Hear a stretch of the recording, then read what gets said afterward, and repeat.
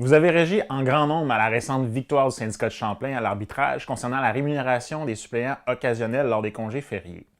Force est de constater à la lecture de vos commentaires que le sujet suscite beaucoup de questions. Suis-je payé pour les jours fériés?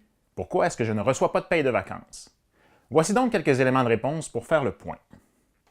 D'abord, il faut souligner que la Convention collective nationale est muette sur la question du paiement des jours fériés pour les suppléants occasionnels. Globalement, la décision de l'arbitre confirme que les normes minimales en matière de rémunération des jours fériés doivent s'appliquer au sens de la Loi sur les normes du travail pour les suppléants occasionnels, ce que refusait de faire l'employeur. Maintenant, qu'en est-il pour les enseignants réguliers temps plein et à temps partiel?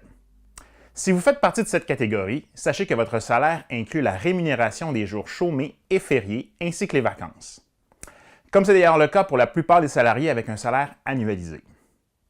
Nous recevons aussi beaucoup de questions concernant le fameux 1/200e. Le salaire annuel des enseignants réguliers temps plein et à temps partiel est établi sur 200 jours de travail, mais réparti sur 260 jours. Pourquoi? Pour éviter des fluctuations dans votre rémunération ou carrément des trous de paye pendant les périodes de congé. C'est comme si à chaque paye, vous mettiez une partie de votre salaire dans un pot et que vous pigiez dedans pour équilibrer vos payes lors des journées fériées, à Noël, la relâche ou encore les vacances.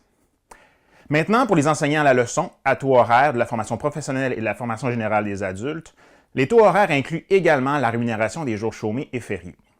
Les vacances, quant à elles, sont versées sur chacune de vos payes, c'est le montant correspondant aux 4 %. En résumé, peu importe la catégorie qui correspond à votre situation, vous ne recevez pas de montant additionnel pour des jours fériés puisqu'ils sont déjà inclus dans votre rémunération globale, à moins d'être un suppléant occasionnel.